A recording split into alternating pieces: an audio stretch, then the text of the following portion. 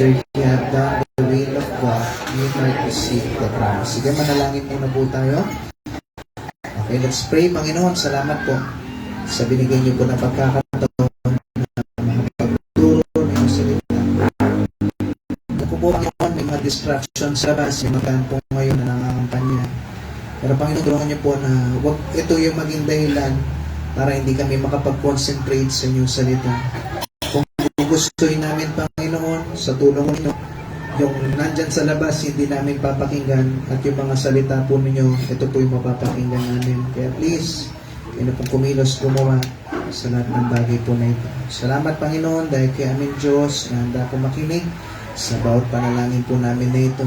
Soon, Lord, bigyan niyo po kami ng lugar na mapagtitipunan namin, na pwede po kami, Lord, makapaglingkod po sa inyo na mas maayos pa po, Panginoon, kasi gusto namin, Lord, na ibigay the best namin para sa inyo. Purihin po kayo, Lord, sa lahat ng bagay nito. At yung dinadalain ko sa likilang pangalan, sa pangalan ni Jesus. Amen. Okay, pwede na tayo makupo. Salamat po sa inyo.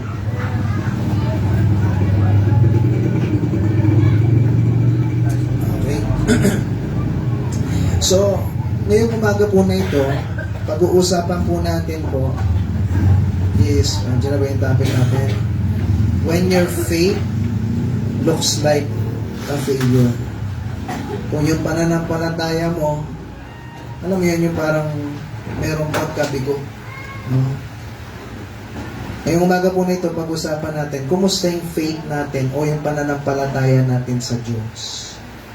Kumusta ka sa pagtitiwala mo sa Diyos? Buong-buo ka nga ba talaga? No? Na ibinibigay natin lahat, yung buong lakas, abilidad natin, na hindi tayo tumitingin sa sarili nating kakayahan, kundi yung sa kakayahan ng Panginoon. Kumusta po ba tayo? No? Na kung saan minsan iniisip natin na lahat ng bagay ay resulta ng ating pagpapagal. No? Totoo naman yun, sabi ng 2 Thessalonians, buksan niyo po ito. Totoo naman na dapat magtrabaho tayo. Kasi sabi ng 2 Thessalonians chapter 3 and verse 10, buksan natin yan. Okay, yung mga katabi nyo, kung walang Bible na po, sharean po natin sila. Okay. 2 Thessalonians, chapter 3, and verse 10. Tulungan natin sila magbukas na po. 2 Thessalonians, chapter 3, and verse 10. Ang sabi niya po dito, for even when we were with you, this we command you, that if any would not work, neither should he eat. Sinabi rin ng Bible yan kung hindi ka magtatrabaho, huwag kang kakain. Kaya minsan, nung na-invite namin yung mga kapatid ni Ate Renyo doon, sabi ko sa kanila, tuturuan. Ay, walang kikilo sa inyo, huwag kayong kakain dito. Sabi ko, at naniniwala ko, yung mga ibang magulang dito, ganun yung turo nyo, di ba, sa mga anak. Hindi pwedeng walang kikilos. Kasi mismo sinabi ng Bible yan pag hindi ka kikilos, huwag kang kakain. No? Wala kang karapatang kumain. Sabi po ng Bible yan. Na po. So minsan, akala natin dahil ganitong bagay, no, natutunan natin na kung saan lahat ng bagay ngayon ay resulta ng pagpapagal mo. Kaya nga merong salita, yung sinabi ko kanina, no, na kung saan pag may tiyaga, may nilaga. Totoo naman yun. Pero hindi laging totoo po yun. Kasi kung totoo na laging may tiyaga, basta may tiyaga ka, may nilaga ka, edi sana walang taong nababankrupt. Tama po? Okay? Tandaan niyo po, tama yon na mag-effort tayo, tama yon magpagal ka sa trabaho, pero wag mong kakalimutan na kung hindi lang dahil sa Diyos, wala ka. Kung hindi tutulong yung Diyos, wala ka rin. Kahit magpakapagod ka pa, ilagay mo lahat ng effort mo sa business nyo, sa trabaho nyo, kung hindi kikilos yung Diyos, papalpak ka. Amen po? Kung hindi sa tulong ng Diyos, sabihin mo, Pastor, lahat ng yan, pinaghirapan ko, sariling lakas. Kung tinanggal ng Diyos yung kalakasan mo, kumusta ka? Tama po? Kahit lutuin mo na lahat, yung mga iba sa inyo nagluluto, tinitinda nyo, yung iba sa inyo nagtitinda ng halo-halo, yung iba sa inyo nagtitinda sa grocery, o naman, po, may mga trabaho tayong lahat.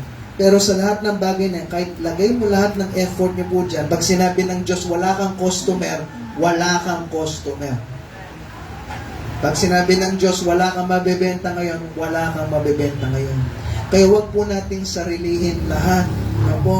Magtiwala tayo sa Diyos. Hindi sa ibang tao. Amen po? Hindi sa sarili mo. Hindi rin po sa mga anak nyo, ha? Tandaan nyo po, yung mga anak natin, hindi alikansya yan.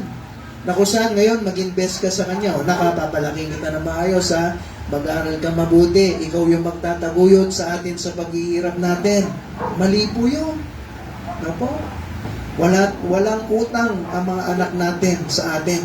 Amen po? Pero hindi naman ibig sabihin nun, hindi na kayo alaga ng mga anak nyo, bahala na kayo sa buhay nyo. Hindi naman po ganun. Pero yung pinupunto ko po dito, hindi yung anak natin na magtataguyod sa buhay natin. Amen po? Ang Diyos ang mag-provide. Magtiwala ka sa Diyos. Amen po? Minsan parang ang hirap magtiwala eh. Ang hirap kasi hindi mo nakikita yung Diyos. Pero magkaroon ka ng pananampalataya. Tricycle driver nga na lagi kong ina-example sa inyo. Sasakay ka dyan. Hindi mo naman alam kung lasinggero siya, kung may lisensya siya. Okay, baka mga ibang nagda-tricycle nga dyan, walang lisensya, tapos sumasakay ka. Pero anong ginawa nyo? Nagtiwala po tayo. Amen po?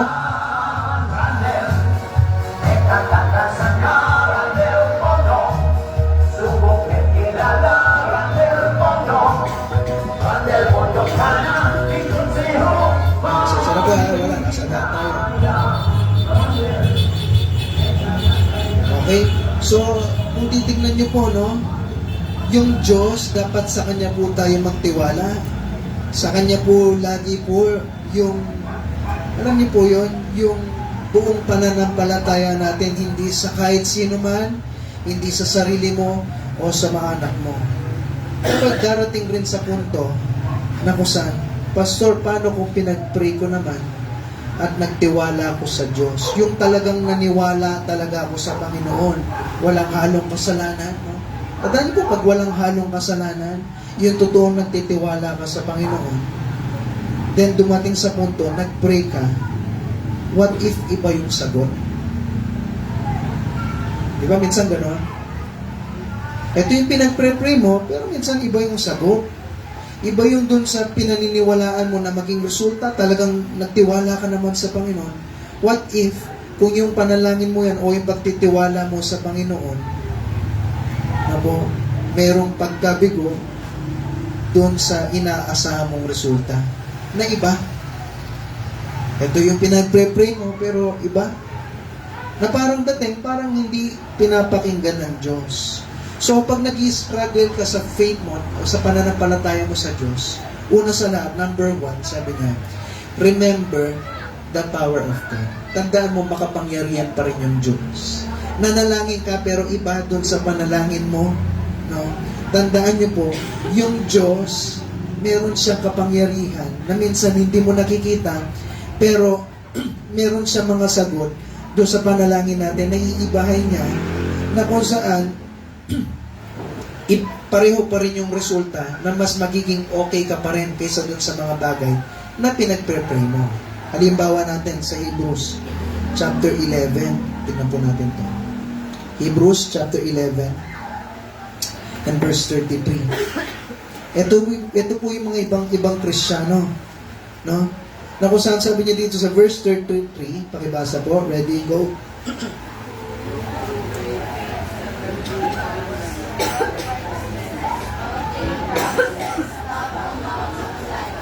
Okay, so sino yung mga mga nakagawa po nito? Tingnan niyo po sa verse 32.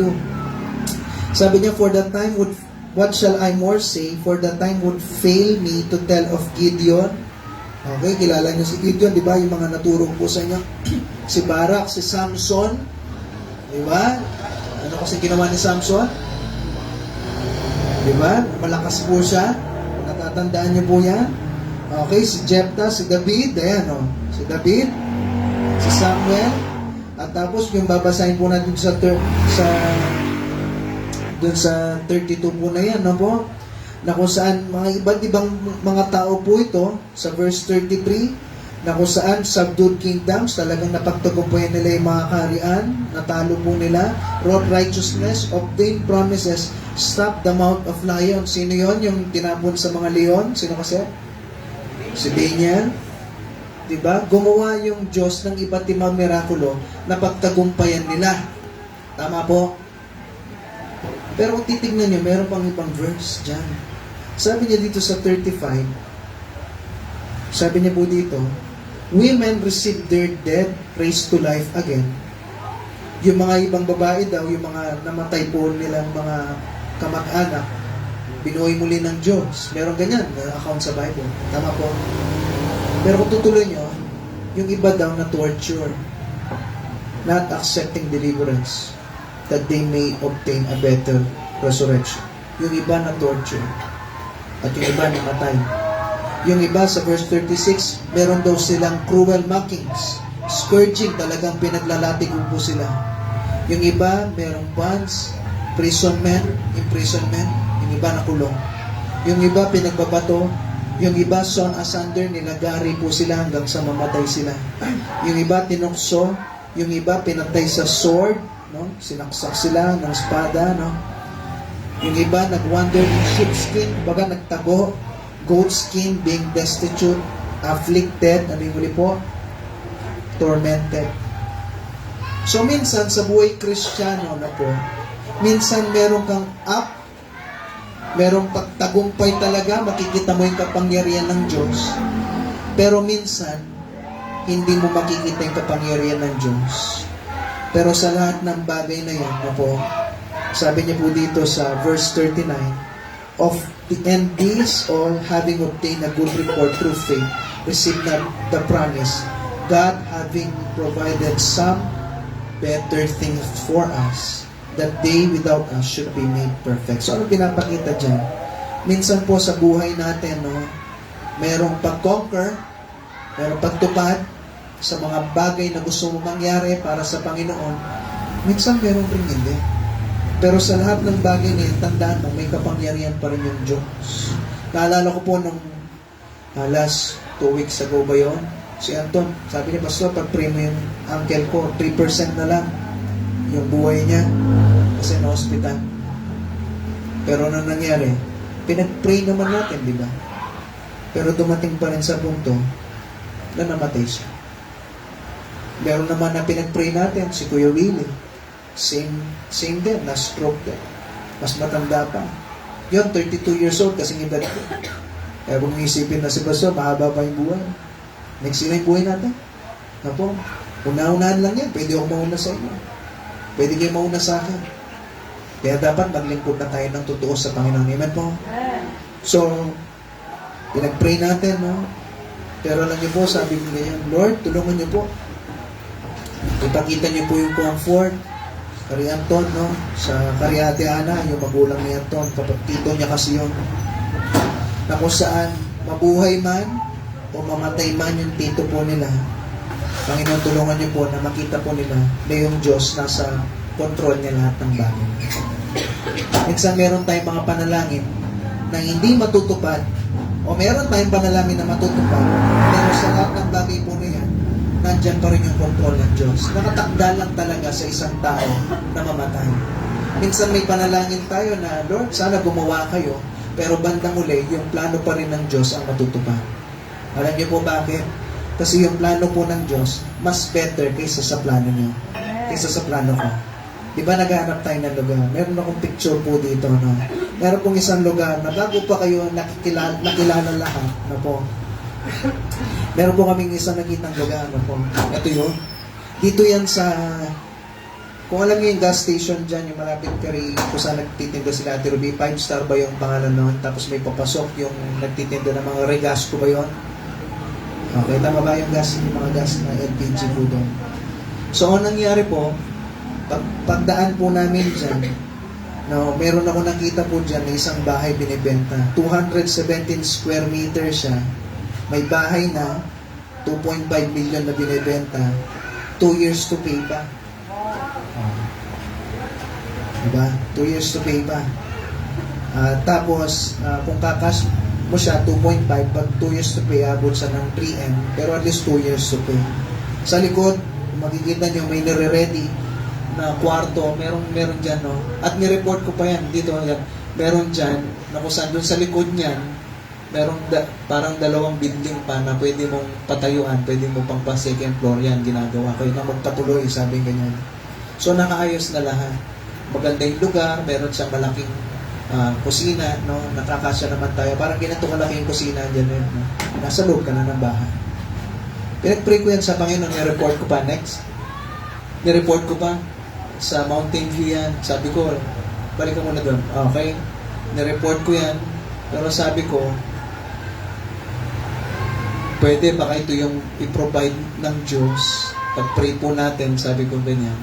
Pero if not, sabi ko, yung Diyos, i-direct niya tayo doon sa better place.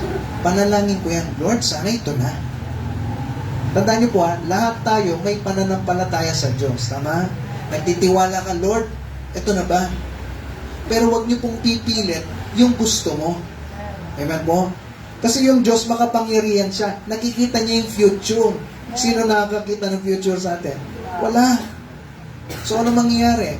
Kahit anong pag-pray mo, wag niyo po sanang ipilit. Pag nagpre-pray po tayo, Lord, ano yung kalooban niyo? Kaya may panalangin, di ba, doon sa Lord's Prayer? Seek ye first the kingdom of God and His, but seek ye first the kingdom of God and His righteousness. Tama ba? Our Father, who art in heaven, hallowed be thy name. Thy kingdom come. But seek ye first yung sinasabi ko na. Thy kingdom come. Thy will. Pag nanalangin po tayo, Lord, yung plano nyo. Huwag yung plano ko. Alam niyo bakit? Kasi pag pinilit mo yung plano mo, mapapahamak ka dyan. Next slide po tayo. Kung yan yung nabili po natin, ito po yung bahay doon sa likod may bahay pa, tinaas na ngayon yung lugar. Ano yung magiging resulta po nun? Babaha. Kung titignan nyo yung tao dyan, ito yung size ng hanggang dito niya yata yan, yung taas. Imagine niyo napawaw yung iba sa inyo. Wow, ganda, no? 2 years to pay. Pero bandang uli, problema natin yan. Na hindi ko nakita yung future, pero yung Diyos nakita niya. Kapag pinilit mo yung isang bagay, hindi, ito na, mangutang pa ako. Mangutang ako ngayon. 2 years to pay. Pero bandang uli, sino mamumblema? Tayong lahat. Church, kailangan natin gibayin yung kailangan natin taas. Tama po? Problema mo pa ngayon. So, anong gagawin? Pag minsan, yung pananampalataya natin sa Panginoon, yung parang feeling mo, merong pagkabigo dun sa panalangin mo, parang hindi natutupad, parang ginagawa ganyan, anong pwedeng gawin? Di ba po? Sana ito na, pero tandaan nyo, ang Diyos nakikita niya ang future. Makapangyarihan siya. Tandaan niyo po, kung ano yung panalangin ko, magtitiwala ako sa Panginoon. Lord, yung will mo, hindi yung will ko. Yung kalooban mo, hindi yung kalooban ko. Kasi tandaan niyo po, pag sinunod natin kung ano yung gusto natin, hindi mo nakikita yung future, pwede ka mapahamak dyan. Yan na po. Isa pang slide na po. Ito, alam siguro nila Atik Lotto, at saka nila Kuya Chris. Doon banda nakatira sila Kuya Chris, sila Kuya Dennis. Alam niyo itong lugar na ito? Ito, 500 square meter, 1.8 yata, na nabili. Nung narinig ko kay Kuya Chris, nabili na. Ba't nabili? Diba? Sayang to. Okay, 500 square meter, 1.8. Ang tagal nagpe-pray. Sana malapit sa kanila para matapos na. At least walking distance na lang. Pero anong nangyari po? Kung nabili natin yan, lumulubog po doon hanggang tuhod sa harap na daan po na yan. Ito yung barangay hall ba yung tawag po dyan? Barangay hall ng San Pablo Libutan. Lumulubog dyan hanggang tuhod. Hindi ko na naman nakikita yung future. Minsan nga nagtatanong ko, Lord, bakit? Pero bandang uli, sasabihin pala sa'yo ng Diyos, no? Manalangin ka, pero ako pa rin yung masusunod.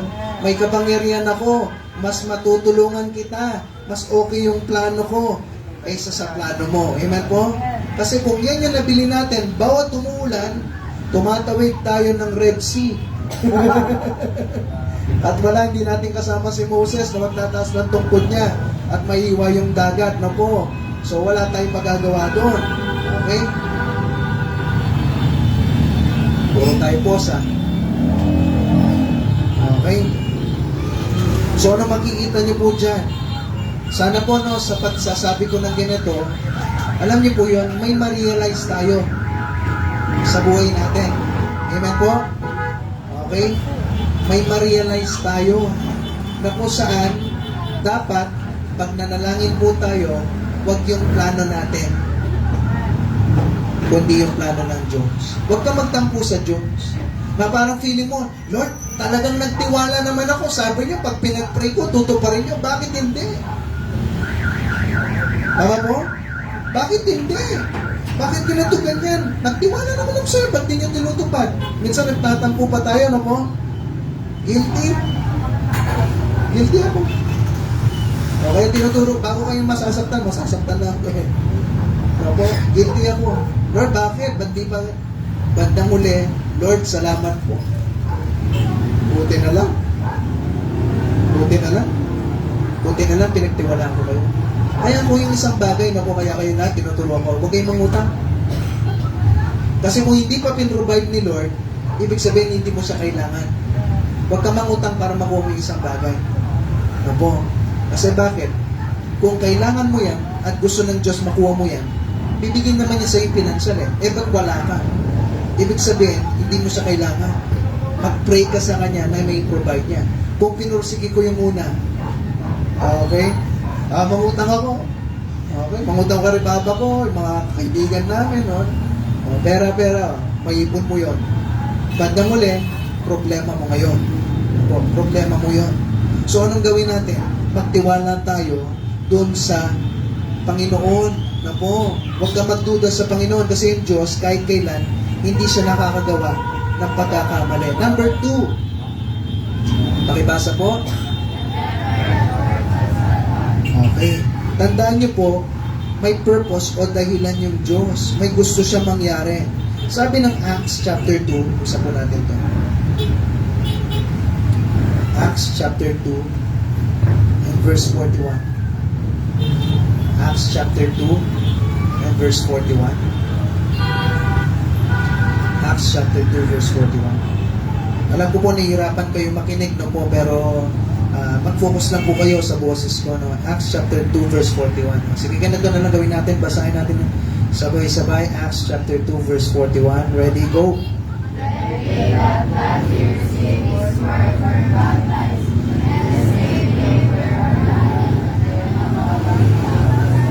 Imagine niyo po si Peter nag-preach siya. Nag-preach siya sa mga maraming tao. Tapos, ang nangyari, 3,000 daw ang naligtas. Gano'ng karami kayong 3,000, no? Ay, punong-puno tayo dito, no? 3,000. 100 na, puno na dito eh. Paano mo kayong 3,000? 3,000 na naligtas at 3,000 din yung nabaptize. Imagine niyo, no? Gano'ng katagal ng service nila?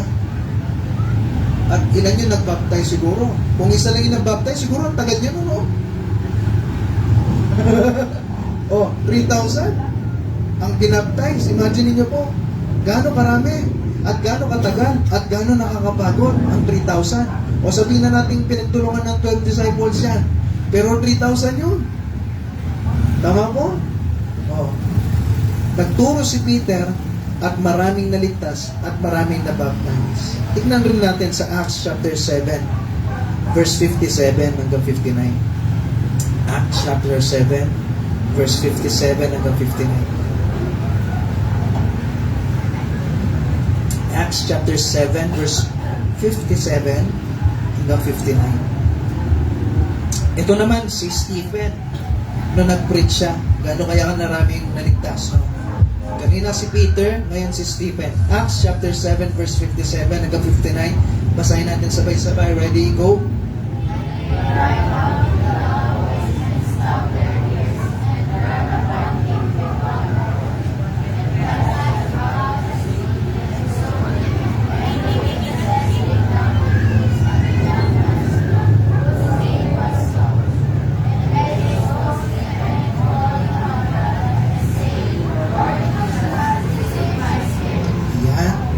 Nung si Stephen naman ang nagturo, ilan yung naligtas? Nabasa nyo? Wala. At ang nangyari, pinato pa siya hanggang sa mamatay siya. Okay? Si Peter, nag-preach. 3,000 ang naligtas. Si Stephen, nung nag-preach siya, walang naligtas. Pinatay pa siya. Pero kung titignan nyo, yung dalawa po na yun, yung isa okay, yung isa parang hindi okay. Pero sa lahat ng yan, ang naging resulta, yung kay Stephen, kung pag-aaralan niyo yung Bible, yung isa daw doon, na nakakita na pinagbabato siya, si Saul.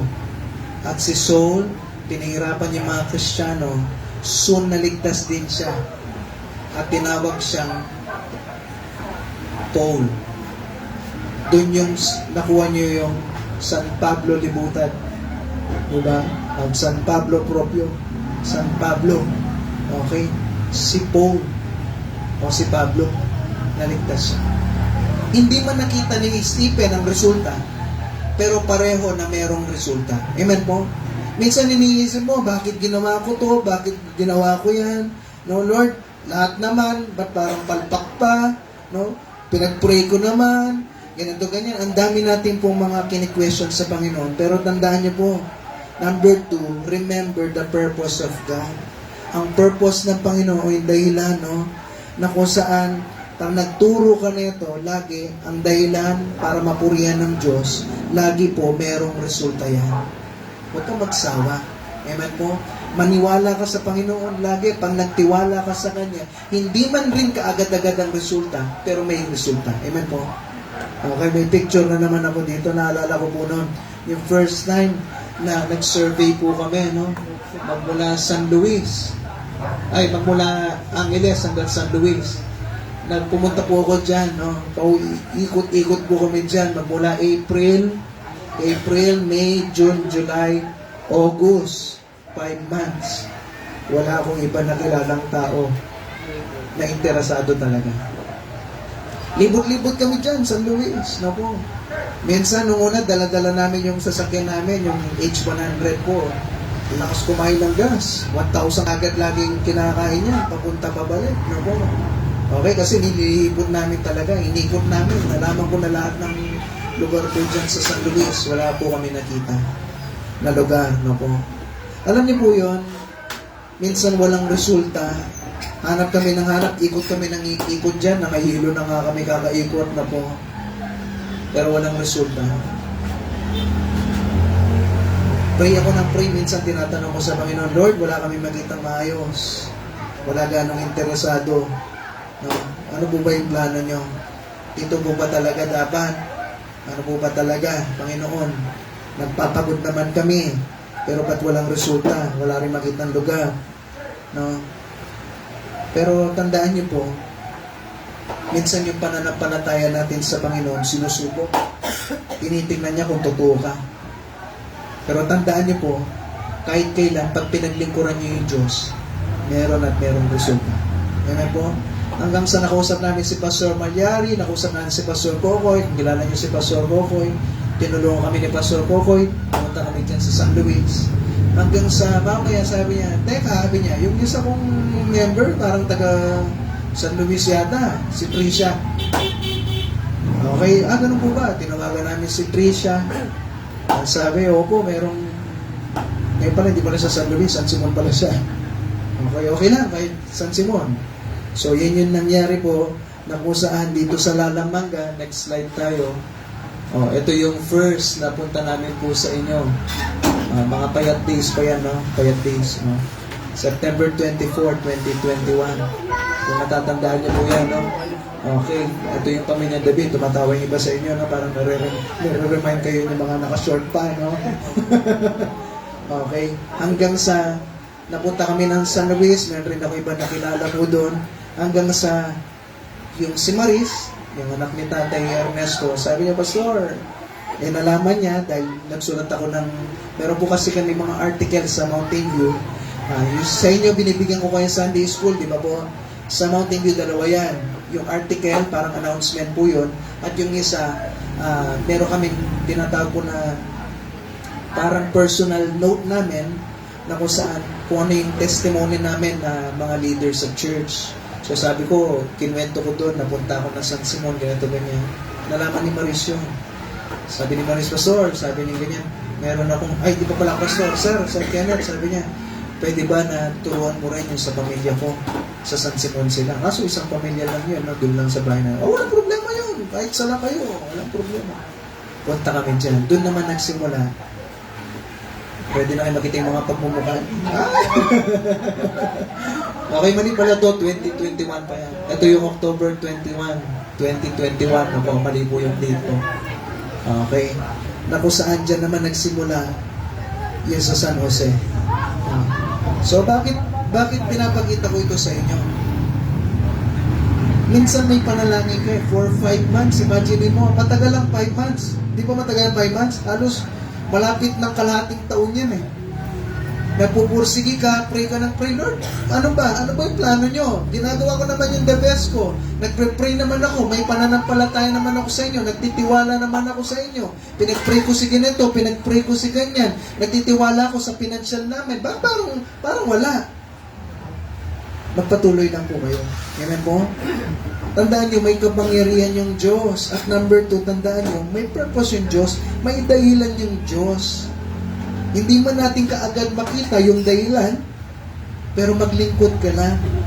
Amen po? Na kung saan yung Panginoon, tandaan nyo po, pag meron kang ginawa para sa Kanya, hindi man mo man makita kaagad ng resulta. Si Stephen, hindi niya nakita yung resulta, namatay na siya eh. Pero matindi yung resulta niya. Hindi man 3,000 na naligtas, pero yung isa sa pinakamagaling na nagturo, si Apostol Pablo, na kung saan si Apostol Pablo, kung titignan niyo yung Biblia, sa New Testament, halos siya yung nagsulat ng book sa New Testament. 1st and 2nd Corinthians, Galatians, Ephesians, Philippians, Colossians, 1st and 2nd Thessalonians, 1st and 2nd Timothy. So lahat ng nagsulat niya, hindi nakita ni Stephen yung resulta. Pero nung ginawa ni Stephen, naglingkod siya hanggang sa mamatay siya. Amen po? Dumating rin sa punto, meron rin po tayo noon, di ba, doon sa De La Paz. 400 po yung in-invite natin. Nagbigay tayo ng mga invitation. Neighbor Sunday natin doon. Pero anong nangyari? Walang dumating kahit isa sa in-invite natin. Pero ulitin ko, lagi po ang resulta nasa Panginoon yan. Minsan hindi natin nakikita kaagad, pero tandaan nyo, magtiwala lang tayo sa Kanya. Amen po. At sa mga pangako niya. Number 3, last na po ito. Yung number 1, ano po kasi? Number 2? Number 3 and last? May bumabaril pa. Okay. Remember the promises. Tandaan niyo po, alalahanin mo, may pangako yung Diyos sa atin. Amen po? Pag nangako mo yung Diyos, tinutupad niya. Tama, no? Minsan yes tayo ng yes, pero yes? May tanong yun, no? Okay? Ano ba yung mga pangako? Marami yan, pero pumili lang ako ng 3. Tingnan niyo po dito. Numbers 23:19. Pakibasa po. Ready? Go. Nandiyan po ba? Numbers 23. Next tayo. Next slide. Okay, pakibasa po. Ready? Go. Ay, Hebrews pala yan. Sige, tuloy.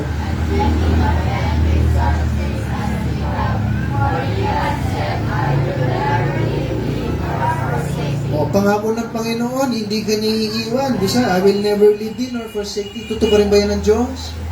Amen. Buksan natin Numbers na po. Maganda kasi yan. Hindi ko lang nasulat pala dyan.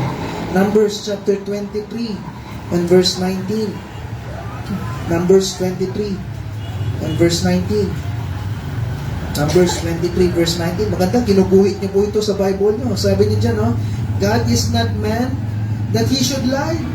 Tandaan niyo po, yung Diyos, hindi siya tao na pwede siyang magsinungaling. Neither the Son of Man that He should repent. O magsisisi siya. He had said, shall He not do it? Sinabi niya, hindi niya ba gagawin? Or had He spoken, shall He not make it good? Pag sinabi ba ng Diyos, eto yung pangako ko, hindi niya ba tutuparin yun? Hindi po ba?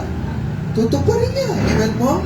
So, tandaan niyo po, pag minsan nagtataka ka, Lord, pray ako ng pray. Ba't nagtiwala naman ako sa inyo? May mga pangako kayo, ba't parang wala? Tandaan niyo po, pag yung Diyos nangako siya, tutuparin niya. Minsan, nananalangin tayo sa Diyos. Gusto kasi natin yung sagot lagi ng Diyos, yes, yes, yes. Puro yes, di ba po? Pero may better plan yung Diyos sa atin eh. Kung ni-yes na niya noon, edi may problema tayo ngayon. Tama po? Kung ni-yes na niya noon, yung panalangin ko, edi problemahin natin, bago tumuulan. Di ba po, may baha. Lumulubog tayo sa church at wala tayong pondo na malaki para magpagawa. Nagsisimula pa lang po tayo eh. Pero alam niyo po yun, yung Diyos may plano po siya. At magtiwala po tayo sa plano niya. Kamukha niyan, di ba po, may nakita akong isang lugar. Ang ganda po. Pero mamaya, at sabi, may nauna na daw dito sa San Pablo Propio. Pangalawa, ngayon, dito po sa bandang Laog. Ako, nagpre-pray tayo, parang wala na naman. No? Parang may nauna na naman. Namamagasa pa po kami. Pero alam niyo po yun, kung hindi rin nakuha po itong pangalawa, magtiwala lang tayo sa Diyos. Amen po? Kung hindi man nakuha, Lord, ito ba? Wow, napakaganda. Napawaw nga ako. Kung i-review niyo yung pagkakit ko na second floor, wow! Napaganon ako doon sa video na yun. At nakita niyo po yun. Napakaganda ng second floor niya. Maliwalas. No? Third floor niya, meron po siyang parang terrace. Tayo mag-men's fellowship kami doon. Pwede, no? Doon sa labas, mahangin. Okay? Pero lahat ng to, mga pangarap lang, bandang uli, nasa Diyos pa rin. Pwede nating ipilit, pero problema kasi pag pinilit natin, hindi natin nakikita yung future. Baka sa future, magka-problema tayo, so ano gawin natin? E di magtiwala ka na lang sa Panginoon na merong alam ng future para sa future mo. Amen po? Okay, so, next verse natin sa Philippians chapter 4 and verse 19. Pakibasa po. Philippians chapter 4 and verse 19.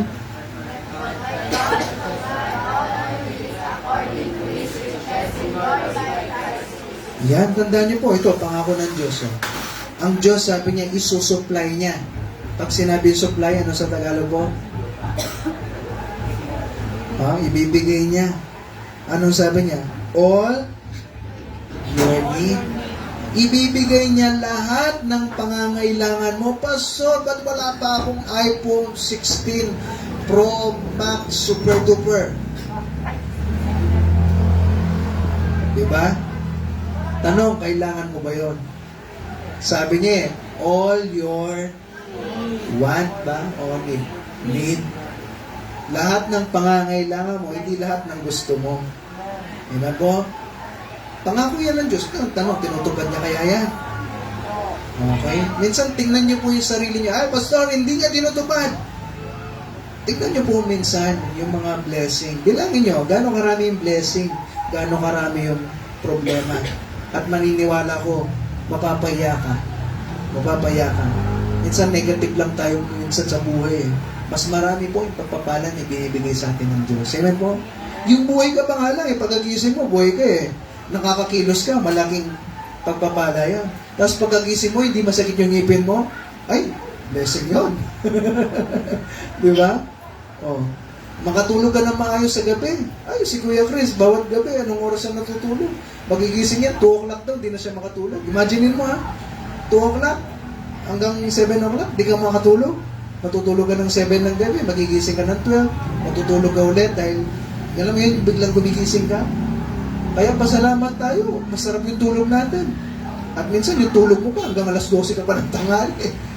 Tama? Sobrang sarap. Nakikita niyo po yun, amen po? So, naniniwala ka ba sa pangako ng Panginoon? And last verse, sabi niya sa Isaiah 41:10, pakibasa po.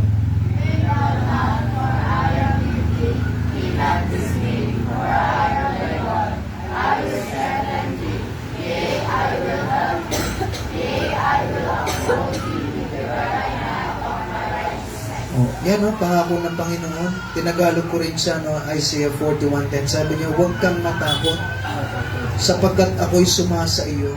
Yun mo yun, sinabi mismo ng Diyos yan. Nasa iyo, nandyan daw siya sa'yo. Tapos takot na takot ka. No? Bumukas lang bigla yung pito. Kabadong-kabado ka na. Parang wala kang Diyos. No? Huwag kang maglupaypay sapagkat ako'y ang iyong Diyos. Ako'y iyong Diyos, sabi niya. Aking palalakasin ka. Oo, aking tutulungan ka. Sinabi ba yan ng Diyos? Tignan niyo mismo sa Bible niyo po, no? Pangako niya yan sa Diyos. Oo, aking aalalayan ka sa kanang kamay ng aking katwiran. Di ba maalalayan ka ba daw niya? Pag nangako ba yung Diyos, tinutupad niya. So, pag nangyari na dumating sa punto, yung pananampalatayang pagtitiwala mo, parang wala. Parang hindi ka nakikinig, lalong-lalo na kung taos puso ka talaga naglilingkod. Magtiwala ka lang sa Kanya. Amen po? Ngayon, kung hindi ka talaga naglilingkod sa Diyos, huwag kang umasa sa mga pangakong to. Kasi hindi naman matutupad to. Ang mga totoong naglilingkod lang sa Diyos, yung taos puso, may binibigay niya yun para sa Panginoon. Gagana to. Magti-trigger mga pangakong to. Pero kung hindi ka totoong naglilingkod, huwag ka nang umasa. Pero hindi mga pangako niya. Ganyan po tayo kamahal ng Panginoon. Naalala ko nun si Ate Glo, nung pinag-pray niya yung bahay nila, no? Lord, Pastor, sana wag makuha yung lupa namin. Pero, natupad ba? Nakuha na po. Nakusan, pray siya ng pray. Hanggang sa bandang uli, sabi niya sa akin noon, no? Pastor, yung Diyos na yung bahal. Yung Diyos yung bahala. Okay, may bahay na siya. Tama po? At ipapatitulo pa. Diba? Nakuha na po kayo, diba? In process pa lang. After 1 year. Nakuha niyo po yun. Minsan may mga plano tayo na gusto natin, ganito, ganyan. Then minsan mag-iiba yun ng Diyos yung direction. Kasi bakit? May mas better plan siya. Pwede ka maginaya, pwede ka mag-isip na bakit, pero bandang uli, tandaan niyo po, ang Diyos, ang plano niya, yung pinaka-the best para sa atin. Kasi nakikita niya yung future po natin. Tayo hindi, pero siya nakikita niya. Amen po? Minsan po, last na po ito, yung isang example po. Ang nangyari po, naalala niyo po nung lumubog din sa De La Paz, ang nangyari po noon, lagi sa Angeles na kami umuwi. At tapos, syempre biyahe po kami papunta sa inyo, papunta dito para lang makapag-church tayo, naalala niyo po yun. Dumating sa punto na renta natin po ito. Nasa Angeles pa rin kami. Sabi ko, for the last time, Sabado yun, sabi ko, sana makuha na namin lahat ng gamit para hindi na kami magbibiyahe ng linggo at babalik ulit doon. Sabado, sana makuha na namin, bahala na kung sino tutulong, kahit ako na lahat magbuhat, basta may lagay namin lahat ng gamit namin dito, tambak na muna namin dyan para makapagpahinga ako ng Sabado, para linggo, makapag-church na tayo, hindi na kami magbibiyahe. May nakausap po ako. Sabi niya, sige Pastor, meron siyang pick-up na malaki na pwedeng ilagay mga gamit. Ready na po kami. Sabado ng umaga, kukunin, 7 a.m. Dumating 7 a.m., wala siya. 7:30, wala siya. 8 o'clock, wala pa rin. Umabot yata ng 9 nung nag-chat na ako, nasaan ka? Ay, meron palang, alam mo yung kundi yung pa-chat. Alam mo yung nakakadismaya. Nakakainis minsan sa ganung sitwasyon. Ewan ko kung kayo, hindi kayo mainis sa ganun. Tama po. Tapos, minsan magtatanong ka po Lord, bakit? Ito na nga kami, nalumugan na nga. Gusto mo na magpahinga, nakakapagod rin. No? Tao rin po ako si Pastor, tao rin. Napapagod din ako, napapagod din siya rin. Pero bakit? No? Gusto mong sabihan yon, ikaw lang naman humingi ng tulong, papagalitan mo ba? Diba? Kung gano'n yung nangyari, bahala na siya. Sige, biyahe na lang ulit ng linggo. Biyahe kami ng linggo, tapos ulit galing sa inyo, galing dito. Kinalunes, or kinalinggo yata ng hapon, sakto pinisip sa amin, sila Pastor Kokoy kaya, hindi tayo natulong. So si Pastor Kokoy, mahaba yung amazing na tinasabi niya, yung sasakyan niya na, sige, yun na lang yung, sige Pastor, Monday. Sige, punta. Ang nangyari po, naghintay kami. Yung Monday po na yon, pinadala niya yung sasakyan po niya. May driver at merong 8 na Bible student na ready magbuhat. Ano yung plano ko? Bubuhatin ko lahat. Kasama yung driver, kung tutulungan niya ako, hindi. pwede buhatin ko lahat. Pero ito ngayon, mas better plan kaysa sa akin. Dinala yung sasakyan, may 8 magbubuhat ng gamit namin. Dinala po dito lahat ng gamit. 8 sila nagbaba. Tapos sabi nila, ang next plan ko is, pag nandito na kami lahat, okay, bahala na, yung pick-up na pula, natatandaan nyo yun, ako na lang kukuha ng gamit dito sa De La Paz, yung mga nalubog, ako na lang lahat mag-isa, kukunin lahat. Yung cabinet, di ko alam paano ko bubuhatin, pero bahala na. Alam niyo po nangyari? That same day, Monday yun, binaba nila, Pastor, okay na ba? Pwede ba? Makiusap ako. Kunin na rin natin yung sa De La Paz. Opo, Pastor. Anong ginawa? Kinuha nila. Kasama ako. Yung iba, dahil hindi sanay, nagbubuhat kasi mabaho eh. Amoy kanal eh. Pastor, ito mo ba? Habang nagbubuhat. No? Pero natapos. Okay? Dinala lahat dito. Tinambak namin lahat. Diyan ang gamit. Natapos. Sino mas better plan? Sa akin? O sa Diyos? Minsan na lang yung po, nagdadamdam pa tayo sa Diyos eh. No? Bakit? Gusto ko na pahinga. Gusto ko na matapos. Pero bandang uli, hindi ka lang. Ito ako, ready ako. May gagawin ako para hindi ka na mas mapagod. O, hindi nga naman ako gano'n napagod nun. Kasi bakit? Lahat ng nandun, dinala lahat dito. 8 pa yung nagbuhat. No po? Mga cabinet na mabigat, di ko kaya yun. No? Pero lahat ng bagay po na yan, natupad. Kasi bakit? May plano yung Diyos. Minsan, pag nag-fail ang ating faith sa Panginoon, na minsan kala mo, parang failure yung pananampalataya sa Diyos. Wow. Tandaan mo, number 1, ano po kasi? Tandaan mo, mayroong kapangyarihan ng Diyos. Number 2, tandaan niyo po, may dahilan ng Diyos. Ba't nangyayari yan? At number 3, tandaan niyo po, ang pangako ng Diyos, no po, totoo yan. Tutuparin niya yan. Minsan, meron kang plano, at minsan, meron kang pananampalataya sa Diyos, pero minsan, hindi pa rin matutupad. Pero lagi mong tandaan, ang pangako ng Diyos, hindi ka niya iiwan, hindi ko pabayaan man, tutulungan ka niya, no? Minsan, parang feeling mo, hindi ka niya tinutulungan, feeling mo lang yun. Patuloy ka magtiwala sa Panginoon. Ano ba yung plano niya sa'yo? Yun yung sundin mo, no?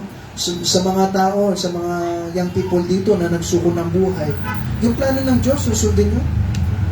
Hindi yung plano ni Mama, ni Papa, no? Yung plano ng Diyos. At kayo mga magulang, no? Hayaan nyo pong sundin nila yung plano ng Diyos sa kanila. Kasi bakit? Iba yan sa plano mo. Tandaan nyo po, pwede kayong yumaman. Pwedeng makatulong yung mga anak nyo sa inyo. Pwede. Pero tandaan nyo, pag hindi nila sinunod yung plano ng Diyos sa buhay po nila, hindi masaya. Hindi sila magiging masaya. Mayaman kayo, okay kayo, pero hindi sila magiging masaya. At tandaan nyo po, yung mga magulang natin, ang Diyos ang provider, hindi yung mga anak nyo. Tandaan nyo po, kahit matapos pa po sila sa lahat ng school, kahit sila pa po yung summa cum laude sa school, pag sinabi ng Diyos, hindi sila magkakaroon ng trabaho, hindi sila magkakaroon ng trabaho. Kaya wag po tayo magbalaki sa Panginoon. Amen po? Hayaan nyo na hanapin nila yung plano ng Diyos. Hindi naman ibig sabihin po na nag-Bible school sila o alam niyo po yun, kaagad-agad pastor yan o asawa ng pastor. Hindi naman po. At hindi rin lahat tinawag na mag-Bible school. Hayaan niyo po sila na yung Diyos mangusap po sa puso nila. Malay niyo, hindi naman talaga sila magpa-Bible school. Malay niyo, magpa-Bible school sila. Hindi natin alam. Pero wag po natin silang pigilan sa kung anong kalooban ng Diyos sa buhay po nila. Amen po? Kasi bakit? Ito yung pinaka-safest place na pwede nila mapuntahan. Yung will ng Diyos. Amen po? Pero tandaan niyo po, pag inuna po nila ang will ng magulang, okay? O yung will nila, pwede po silang yumaman, sabihin na natin, Pwede yung nagkaroon ng magarang kotse, maayos na ba? Pero hindi sila magiging masaya. Pastor, may pera, hindi masaya. Sabi ko nga sa inyo, may kaya akong Chinese. May makakakilala ako na mayayaman, pero hindi masaya. Okay po? Kasi hindi ito yung kasiyahan. Ang kasiyahan yung, alam mo sa sarili mo, sinunod mo yung plano ng Diyos sa buhay mo. Amen po? Okay, sige tayo po tayo lahat. Tapos na po tayo. Sabi ko, sandali na po tayo. Tandaan niyo po, ang plano ng Diyos, mas okay sa plano po natin. Habang nakapikit ang mata na kayo kung ulo, papatugtog yung ating invitation song. When your faith looks like a failure, please, tandaan niyo po, na mayroong kapangyarihan ng Diyos. Tandaan mo, may purpose ang Diyos. At tandaan mo, may pangako ang Diyos. Huwag kayong matakot na sundin yung plano ng Panginoon sa buhay mo. Kasi hindi ka naman iiwan ng Diyos at papabayaan. At pag sinunod niyo yung plano ng Diyos, hindi niya rin papabayaan yung pamilya niyo. Siya yung bahala po sa inyo. Minsan kulang lang tayo ng pananampalataya. Paulit-ulit, testimony namin, ni Ate Renyo, po, minsan baka narinig din na kayo sa paulit-ulit na kwento ng personal na buhay namin. Pero sa lahat ng bagay na yan, kaya kinikwento namin sa inyo kasi napatunayan namin. Kaya sana ikaw din patunayan mo yung kapangyarihan ng Diyos sa buhay mo. Sundin natin lahat yung kalooban ng Diyos. Yung pananampalataya mo mas maging matindi pa. Huwag ka magduda sa Panginoon sa mga panalangin natin na minsan parang hindi natutupad. Pero check mo rin yung sarili po natin. What if hindi natupad? Check mo po bakit. Tandaan niyo po, ang sabi ng Biblia, pag may kasalanan ka na tinatago, hindi ka daw papakinggan ng Diyos. May kasalanan pa po ba dyan? Namumuhay ka pa rin ba sa kasalanan? Tandaan niyo po, pag namumuhay ka sa kasalanan, lumalayo ka sa church, hindi ka naglilingkod ng totoo tapat sa Panginoon, may kapahamakan po dyan. Ikaw yung laging talo dyan kasi bandang muli, babalik at babalik pa rin tayo sa Panginoon. Wala tayong mapagmamalaki, may pera ka, panggamot, mayroon kang lahat ng kayamanan sa mundo na pwede mo ipagmalaki. Pero bandang muli, tayo pa rin po yung talo po dyan. Kumusta po ba tayo sa Panginoon natin? May mga pangako yung Diyos, pero magti-trigger lang po yan sa mga taong totoo na naglilingkod sa Diyos. Pastor, ano yung totoo naglilingkod? Kailangan ba mabaptize ako? May humaharap? Hindi naman lagi susi yung baptism para makapaglingkod ka ng totoo, tapat sa Diyos. Kung ito yung humaharap sa'yo, patuloy ka pa rin maglingkod. Kasi yun naman yung tinitingnan ng Diyos, yung puso. Meron po akong mga kakilala, pagkatapos nila na baptize, wala na sila sa church. Anong silbi po ng baptism? Wala naman sila sa church. Hindi naman sila naglilingkod ng totoo sa Panginoon. Maging totoo po tayo sa Panginoon. At naniniwala ko yung Panginoon magiging totoo rin po sa atin. Tandaan niyo po, pag nag-fail ang ating faith, yung Diyos, yung mga pangako niya, yung mga sinabi niya, at yung kapangyarihan niya, lagi niyo pong alalahanin kasi makapangyarihan yung Diyos natin at alam niyo ba lahat ng bagay, so matuto po tayong magtiwala sa Kanya. Panginoon, salamat po sa binigay niyo po ng pagkakataon na makapagbahagi ng iyong salita. Tulungan niyo po kami, Panginoon, sa bawat example, sa mga napakita ko mga slide po sa kanila, example po ito na kung saan wag yung plano po namin yung sundin namin, kundi yung plano niyo. May mga bagay kaming gusto mangyari, pero minsan, Panginoon, hindi ito matutupad kasi may mas better plan po kayo sa amin. Kaya, Panginoon, tulungan niyo po kami na matuto po magtiwala at wag namin ipilit yung sariling gusto po namin. Pag meron kayong sinaradong pinto, wag namin sipain, Panginoon. Kasi sinarado niyo yon at ayaw niyo po na mapahamak po kami. Kaya, Panginoon, tulungan niyo po kung ano yung binuksan niyo pong pinto, at ano nyo po yung pinapakita nyo pong daan, yun po yung sundin namin para maiwas po kami sa kapamakan. Panginoon, mapurihan po kayo sa lahat ng bagay po nito. At dinadalayan po sa galing ng pangalan, sa pangalan ni Jesus. Amen. Thank you po sa inyo lahat. Pray po tayo.